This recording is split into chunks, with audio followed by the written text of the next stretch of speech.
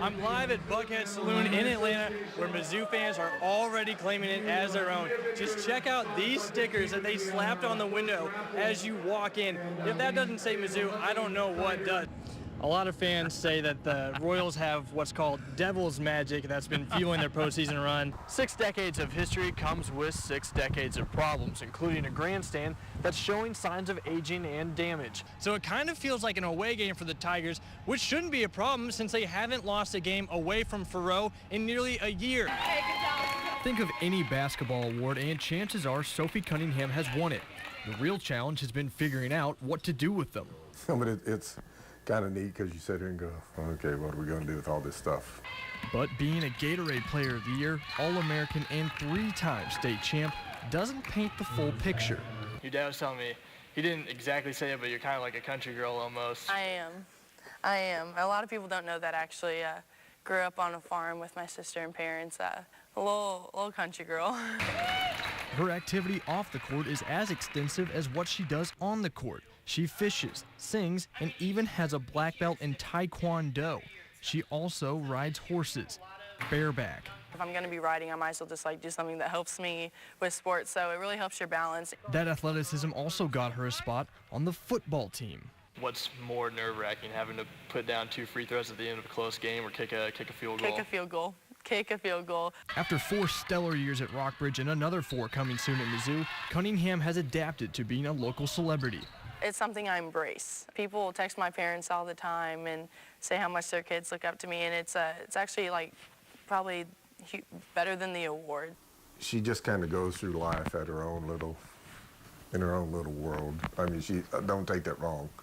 I wish more people were like her.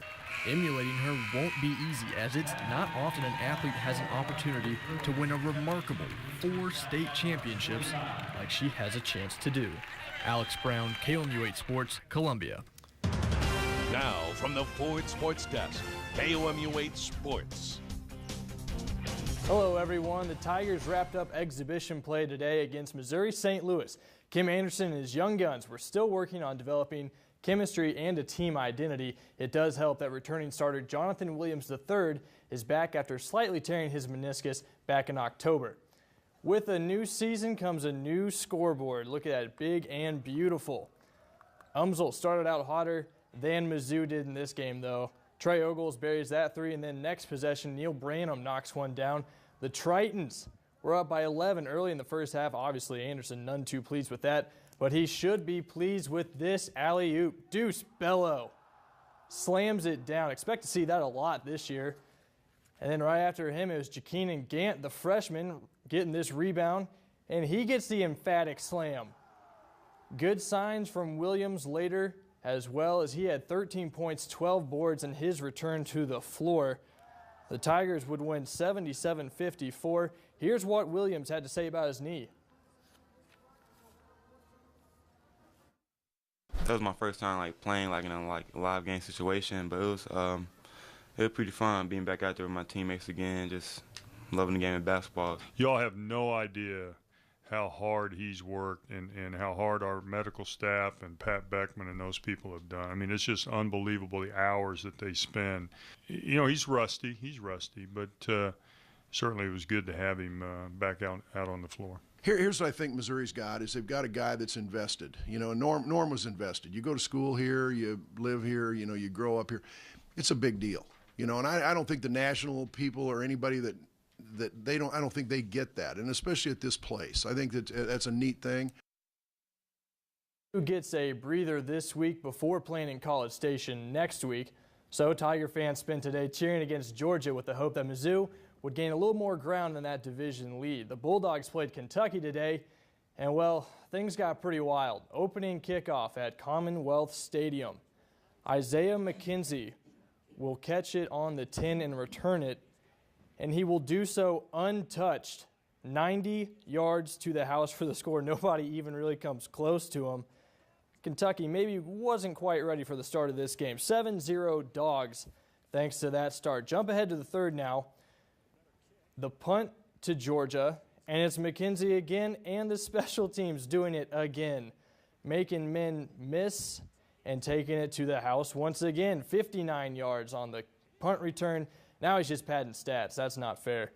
Georgia wins this game 63-31. Last time they scored that much against an SEC team was back in 1942 against Florida.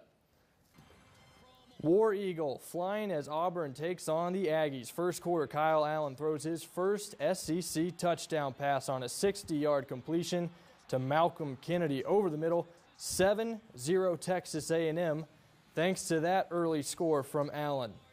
Still in the first quarter, the Tigers will pull even. Cameron Artis Payne brings the pain.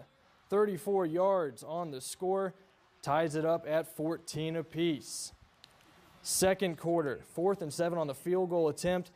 A&M blocks it. Miles Garrett sends it down. DeShazer Everett will return it 65 yards to the end zone as the first half expired there.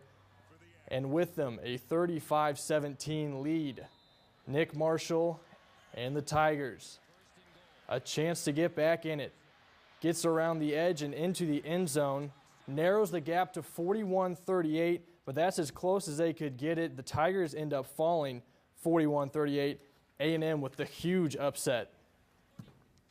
The Central Methodist Eagles are riding a 3-game losing streak right now, and with number 13 ranked Baker University visiting, the Eagles would have a tough task of ending that streak today. Before the game, in a display of sportsmanship, CMU has a moment of silence for a Baker football player who had passed away at the end of October.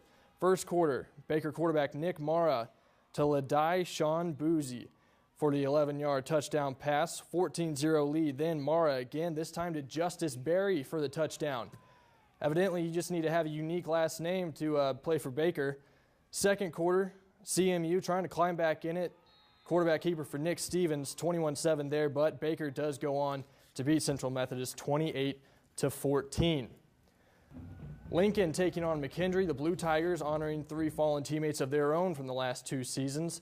First quarter, McKendree already Bearcats. Quarterback Isaac Fisher throws over the middle to Dwayne Gotti, and watch all the tackles he just broke right there on the way to the end zone. 14-0. Still in the first, Fisher to Cameron James, 58 yards as he gets across to the other side for the touchdown. McKendree would get the best of Lincoln, 56-36. That's it for sports. More coming up after the break.